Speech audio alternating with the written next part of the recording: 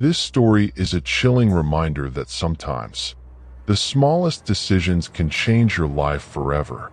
Tonight's story comes from r/Let's Not Meet, posted by Reddit user Silver, bid $44.99.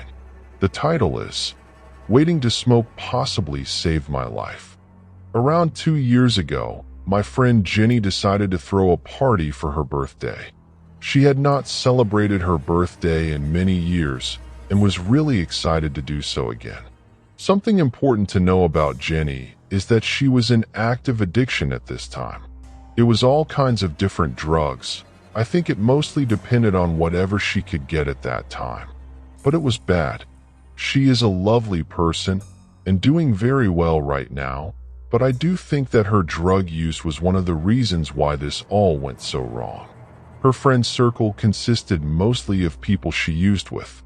She had a few good and close friends, but not a lot. A week before the party, I asked her how many people she had invited, and she said around 80. I laughed and asked her why so many.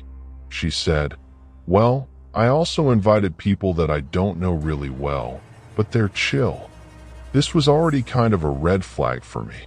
That night I had another party before hers, so I was decently tipsy. I knew that the other party would mostly be people that I did not know on hard drugs, which I had never done and had no experience with at the time, so I needed some liquid courage. I went with my friend Noah. She had rented a small venue to fit all the people. It was a pretty much abandoned lot on a very quiet street. There were almost no houses, only a few factories. The layout is pretty important to know. Basically, you had the entrance with a tiny yard for people to smoke. Then you had to enter the building and go up the stairs to get to a living room/kitchen type area, and next to that was a small room with a DJ. Everything was fine at the beginning. I did have a lot of fun. Around 1 o'clock, there was a small fight. I didn't witness it, but I was told immediately after. Apparently, there were 4 guys who tried to get in, but only one of them was actually invited. They were told to leave by some of the guys, and when they didn't, there was a small fight. Nothing noteworthy, I thought then.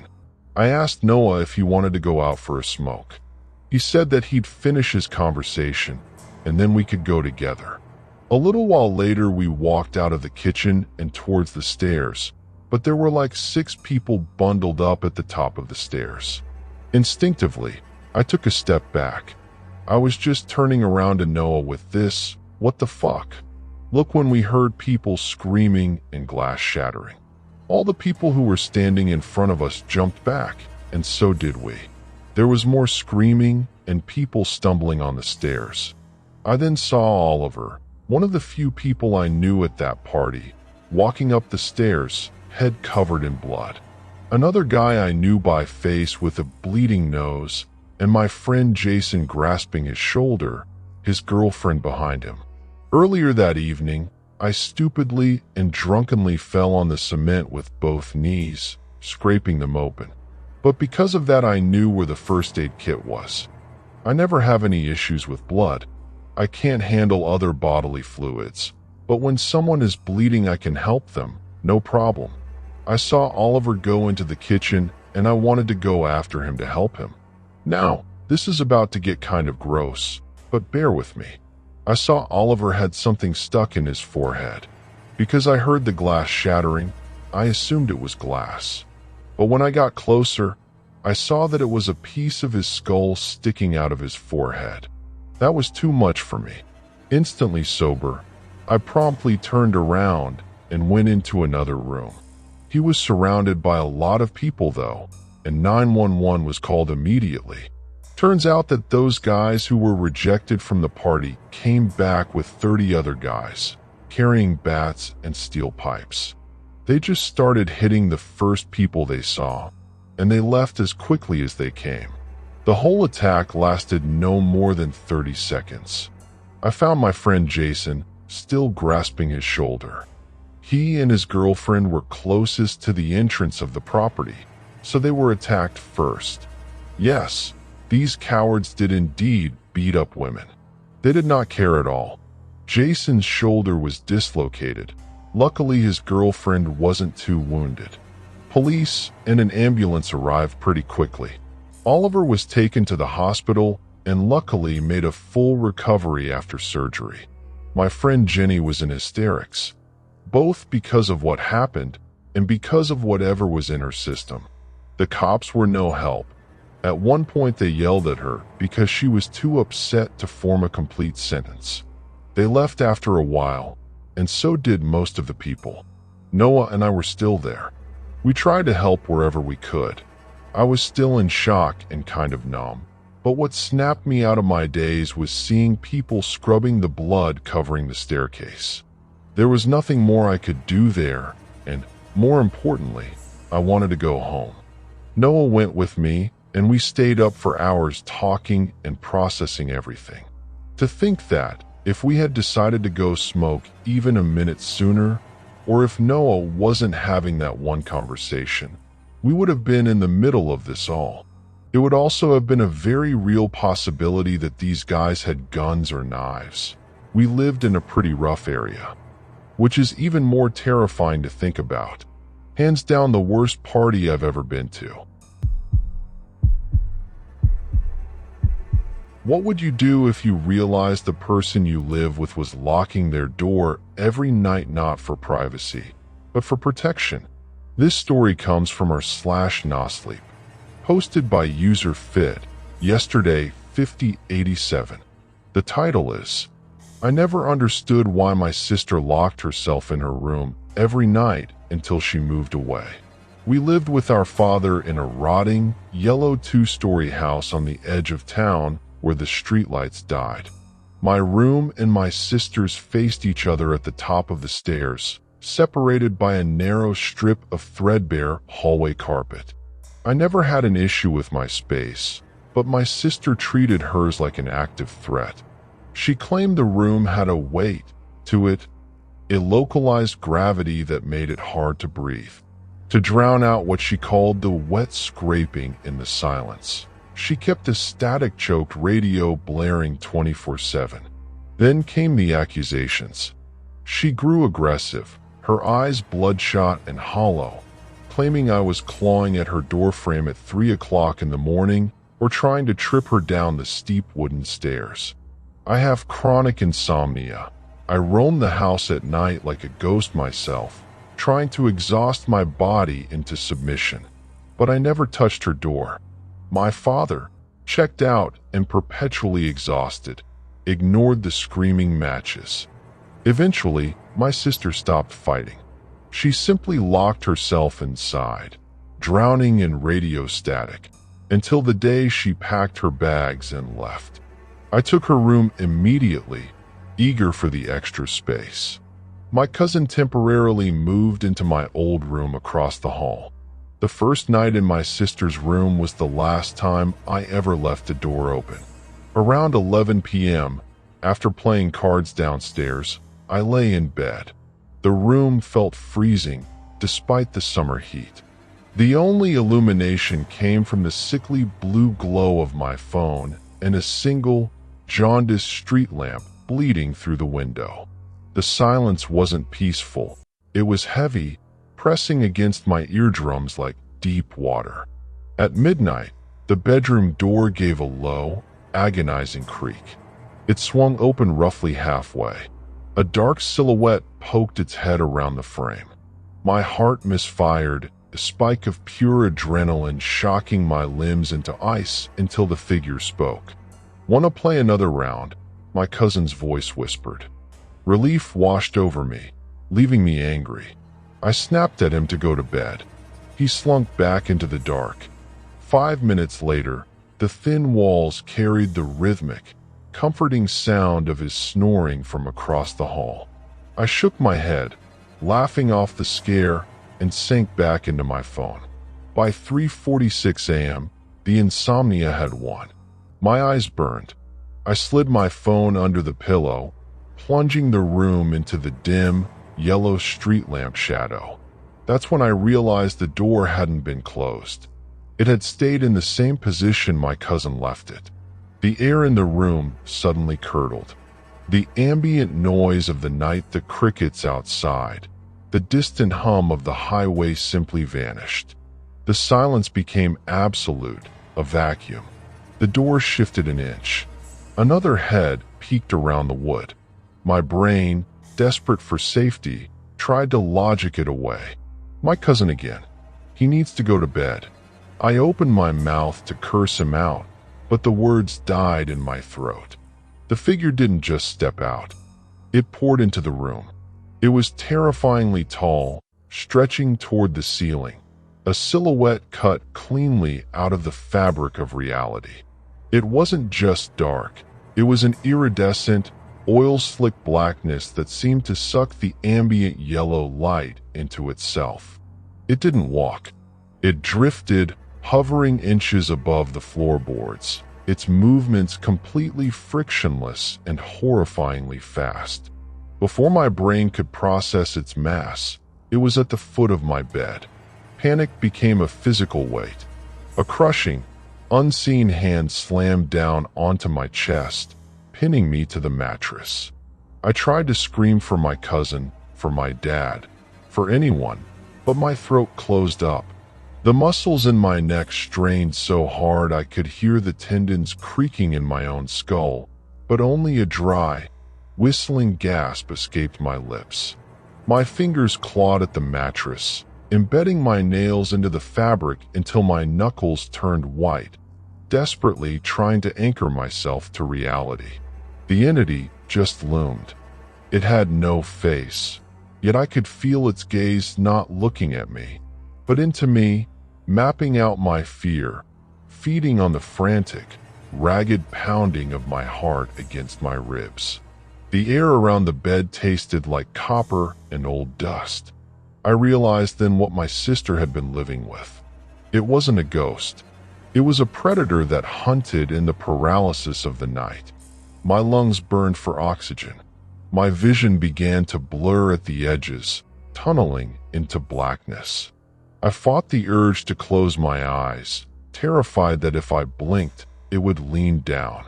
Human biology failed me. My eyelids snapped shut for a fraction of a second. A gasp tore from my throat as my eyes flew open. Blinding, aggressive morning sunlight was pouring through the window, searing my retinas. I sat up violently, drenched in cold sweat, my chest aching as if someone had been standing on it. My fingers were stiff and cramped from gripping the bed frame all night. The room was empty. The house was quiet. But across the room, the door was still resting exactly halfway open, staring at me like a dead eye. I hope you enjoyed that last story, because this next one takes us to a place where reality and the unexplained seem to collide. Tonight's story comes from our /paranormal encounters, posted by Reddit user High Mountain Botany. The title is Something Strange in Afghanistan, 2012. There were some army bases along the Afghan-Pakistan border back in the day that were called combat outposts, COPs, and were mostly composed of ISAF soldiers and the Afghan National Army, ANA. The one in this story was small, about the size of a football field, and was entombed in the corner of a mountain on one end, a seasonal wadi on the other, and a small farming village beyond. This place is completely rural. There is no electricity except for in the COP, and today the COP no longer exists. I lived in the mortar pit. Next to that was the aid station, followed by the gate to the helicopter landing zone. After the gate is the kitchen and then a small headquarters building. These were turbulent times, and many people were killed in this area. The months went by, and slowly we started to hear ghost stories from other soldiers. I wasn't sure where I stood on believing them or not. Soldiers love to tell stories, but then we had a section sergeant that got spooked. He was all of a sudden very quiet, and wasn't the type to get upset from our regular soldiering duties. I remember when one of the guys mockingly said, "What? Did you see a ghost or something?" He became very upset and animated, and all of us got a healthy round of physical training as punishment for poking fun at him. He never answered. I knew that he must have had something happen, though. This was a hard man with many years of infantry experience under his belt. I never really saw him act frightened before or after that again. And maybe it was a case of mass hysteria? After all, we didn't get a lot of good sleep out there, and the months of this kind of environment can stack up on people. At about this time, I got my night shift roster changed to be lined up next to my best friend's, so we would both wake up at the same time and spend a 3-hour shift together watching movies and talking in a tiny mortar-related building, like twice the size of an outhouse perhaps. He told me something freaked him out a few nights prior before we got our shifts changed, when he had to go from our pit to the HQ building down the way. It's really dark when there's no moon, and we are only allowed to use these tiny red dimmed flashlights to avoid being seen from a distance. You can't see shit with them except for a few feet ahead. He repeated some of the ghost stories we've heard from the other soldiers, and he asked me if I'd go down there tonight when we're asked. I agreed, and when I was called I told him I'd see him in a few minutes, but to pause the movie till I get back. When I walked by the aid station, I started to get a very strange, almost queasy feeling, and my anxiety went through the roof. It's the cliche that I felt like I was not alone. I felt a presence, like something was standing there with me. My hair stood up. I chalked it up to paranoia, seeing as my most trusted friend just told me about some similar feeling ghost stories. I had to keep myself calm and think to myself that at least I had my armor and my rifle, and it worked. Got to the HQ building, shot the shit for a minute or two with the nerds, and then made my way back to the pit. This time when I was walking back, I felt the same feeling almost as soon as I left the building and was back in the dark. It was worse now. I almost wanted to make an excuse to go back inside the HQ building instead. I felt like I was being followed, and then I felt like I could hear a second step of footsteps, walking in cadence with mine, like another soldier marching in formation. I whipped around and couldn't see anything. I even called out a soft hello. No answer. I keep walking, and right away I am trying to tell if I can hear footsteps again or not. I think I do. This time I make a hesitant stop before I turn around, and I heard an extra hesitant step behind me. It wasn't mine. I didn't even turn, I just ran, and because those lights suck, I accidentally stumble to the ground. There is a lot of commotion while I'm freaking out, but I swore I heard the footsteps run ahead while I was making lots of noise. When I got back to the pit, my friend could immediately tell I was shook, and I told him what happened, and he said that's what happened to him too. I still try to shake it off as paranoia, and we keep watching the movie. It's Shutter Island. For those of you who've seen it, there's a part where the main guy is having a nightmare and a dead girl gets up out of the snow. It's a really quiet scene. While we were watching that, we both heard footsteps come up to the door of the shack, which is actually just a nailed-up sheet. The footsteps weren't quiet or sneaky. They were the type of loud boot footsteps we hear all the time. The ground outside is made out of plywood boards stacked on ammo cans. It's like a makeshift wooden bridge because this area gets lots of floods. Sheet moved open to check no one is there, but I immediately get that weird feeling again I had a few minutes ago. My friend asks if I hear a tiny buzz sound, but I can't. I just have this heavy feeling of something right there. He feels strange too. Both of us are very much afraid now. We closed the sheet and looked at each other in disbelief. I said something along the lines of, "Let's just keep watching the movie," and then there was a loud bang outside the sheet. We opened back up and my friend's helmet was on the ground right there. It fell off the hook where it was fastened outside. For the rest of our shift, we kept the sheet open. It was freezing out there too, but we never heard or saw anything else, and after maybe 15 minutes that feeling I had slowly subsided. I hardly slept that night, but nothing really paranormal has ever happened to me before or after. These days I really want to stay in the camp that it was mass hysteria and the months of stress that went by, but again, it was a very strange feeling when I had it, and others said they felt or heard pretty much the same thing.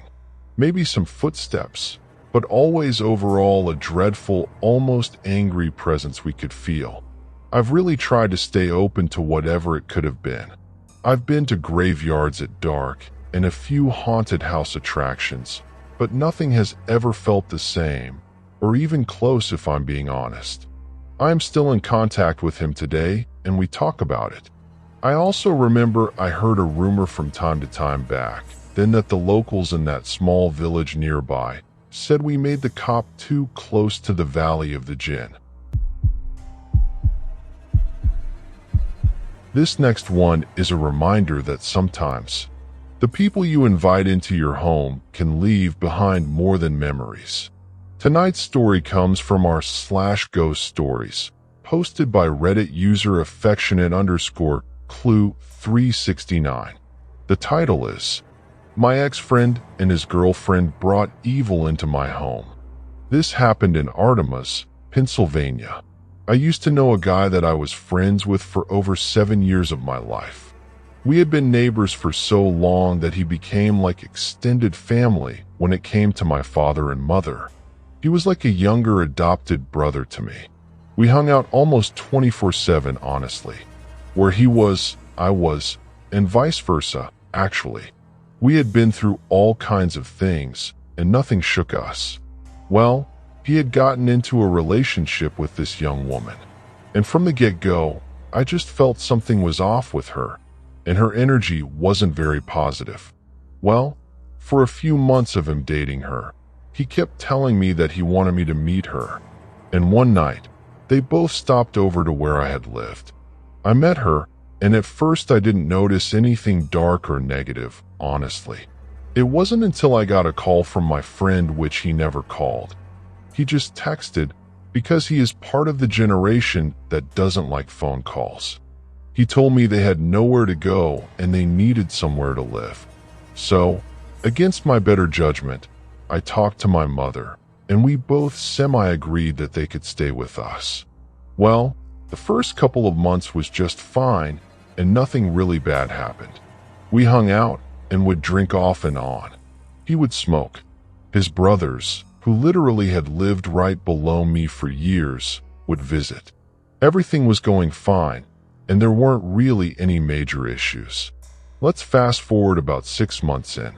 Besides the fact that he didn't want to work and decided that he was just going to take on work part-time, not contribute anything to living with us, and nor would his girlfriend either, they both started complaining about seeing shadowy figures in their room. They complained about being woken up at 3 o'clock in the morning and having bloody scratches that were in the form of 3, which is demonic, by the way.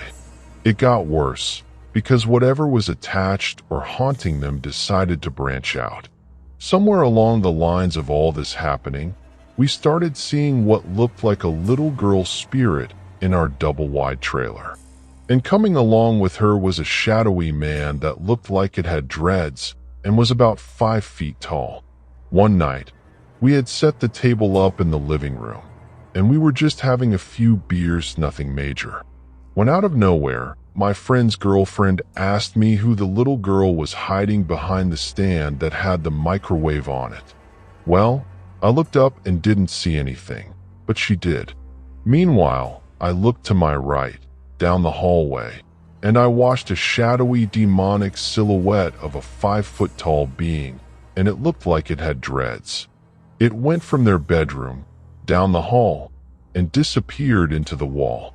My mother started reporting encounters to me of things that were happening to her even. She had had enough and called me one night when we were at our friend Mandy's house and told me they had to move. I still do not regret my mother kicking them out. I do not talk to either of them to this day. I refuse to, honestly. But whatever it is that they brought into our double-wide trailer wreaked havoc on us. Even after they left, it still would not leave. It took me blessing my double-wide trailer to just push whatever it was out. Imagine looking out your window in the middle of the night and seeing someone standing completely still in your yard, staring right back at you. This story comes from our /creepy encounters, posted by user Sorium Healing. The title is Creepy Man in My Yard.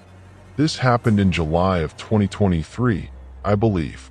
It was around 1 a.m., and it was still about 80 degrees Fahrenheit outside. Where I live, air conditioning isn't very common, so I was sitting in the living room with all the windows and doors open. I headed out to smoke, and since everything was open and I didn't want the house to smell like smoke, I walked down the driveway and sat on the curb. There was a man standing on the same side of the street, but a block down, just staring at me. I got really uncomfortable, so I got up and crossed the road. The way my triplex is set up is there is a 3-car driveway, then a few stairs up that lead into the yard, and then my door to the right, my neighbors straight ahead, and some more stairs to my other neighbors upstairs. I live somewhere with a lot of homeless people, and they'll come up the driveway to look in our trash for cans or whatever, and that's fine, they never go up past the steps. So I'm standing on the other side of the road, and I watch the man stand and stare at me, and then he proceeds to walk all the way into my yard. I start to panic because I didn't lock the doors and all the windows were open, so I start to walk down the street. I see a man who looks nice enough, and I stop him and ask if he could just pretend to know me. In retrospect, this wasn't my brightest decision, but whatever. So me and this man are standing there just talking, and I'm explaining the situation, and we're both just smoking a cigarette, and we're looking at my house. I'm a few houses down now, and the man keeps peeking around the line of trees next to my place. He peeks around the corner a few more times and eventually walks up to me. I'm scared shitless and I'm shaking, and he asks me for a cigarette. I go to hand him one, and he goes, "Why are you shaking? Are you scared?" And I was just like, "Oh, nope. Have a great night."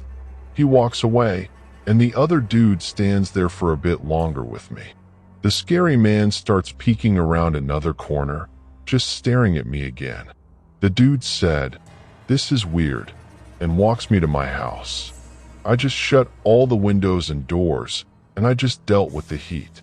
I'm grateful for the random dude, and I don't know what I would have done if he wasn't there.